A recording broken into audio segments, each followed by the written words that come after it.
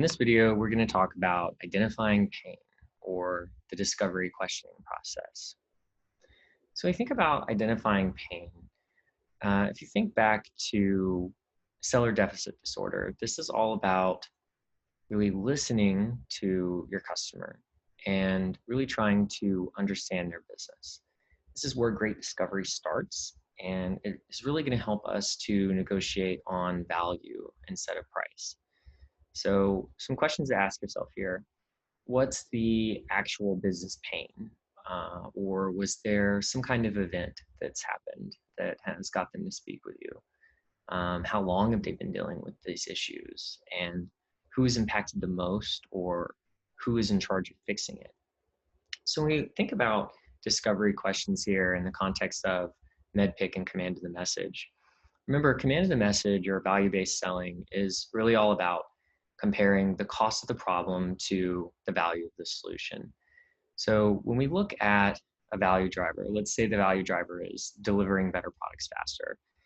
And we think about some before scenarios, so qualitative issues that are going wrong in the business. Let's say in this case, it is fragmented process and tools or frustrated teams. Those are all examples of before scenarios. Now, the negative consequence is the actual impact of these scenarios to the business that can be measured, typically in dollars. So if we think about fragmented tools and processes, maybe we're having poor velocity or infrequent deployments, losing market share because of that. Or if we're thinking about frustrated teams, maybe the negative consequence is that the business is unable to recruit and retain top talent in engineering, and maybe security or ops teams as well, which can definitely also slow down the whole process. So we want to try to understand what's going on and what the impact of the business is. Now, I'd like to pivot back to our Sales Operating Procedures Handbook page. So when you talk about facilitating the opportunity in terms of discovery questioning is not something that we just hop on a call and do. It requires a little bit of forethought and pre-call planning. So one thing we want to try to do is understand our buyer persona. Who are we talking to?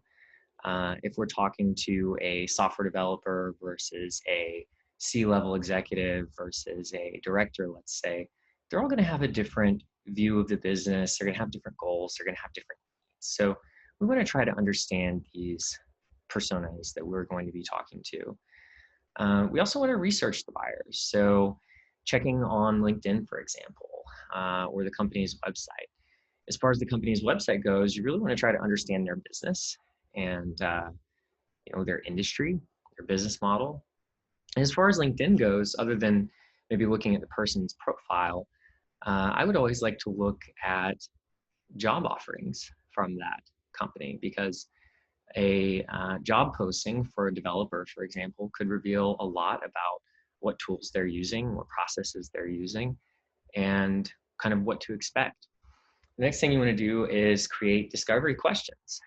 So doing so involves developing a persona-based call plan.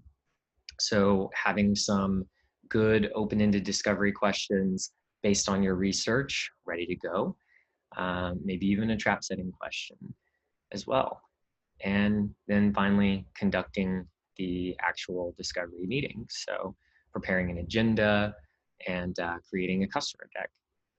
And that's all for this video on identifying the pain. Thank you.